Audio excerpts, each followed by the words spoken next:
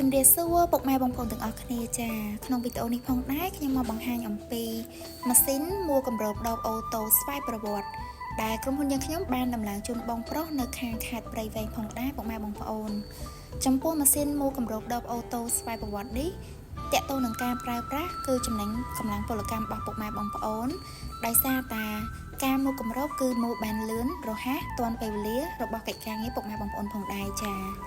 សម្រាប់ពុកម៉ែបងប្អូនដែលកំពុងស្វែងរកជាប្រភេទម៉ាស៊ីនមួលគម្របដបអូតូស្វ័យប្រវត្តិចាជាប្រភេទម៉ាស៊ីនថ្មីរបស់រោងចក្រពុកម៉ែបងប្អូនអាចចេញសាកសួរជាមួយនឹងខាងក្រុមហ៊ុនយើងខ្ញុំបានក្រុមហ៊ុនយើងខ្ញុំមានលក់ជាប្រភេទប្រព័ន្ធម៉ាស៊ីនផលិតទឹកពិសាបរិសុទ្ធប្រព័ន្ធម៉ាស៊ីនច្រកស្វ័យប្រវត្តិប្រភេទ 2 in 1 3 in 1និងជាប្រភេទម៉ាស៊ីនអុកគម្របដបអូតូស្វ័យប្រវត្តិផងដែរចាដូច្នេះហើយពុកម៉ែបងប្អូនដែលកំពុងតែមានចំណាប់អារម្មណ៍ចង់ដំឡើងជាប្រភេទម៉ាស៊ីនមួយណាអាចអញ្ជើញតំណែងសាកសួរព័ត៌មានបន្ថែមជាមួយនឹងខាងក្រុមហ៊ុនយើងខ្ញុំបានចាសូមអរគុណសូមជម្រាបលា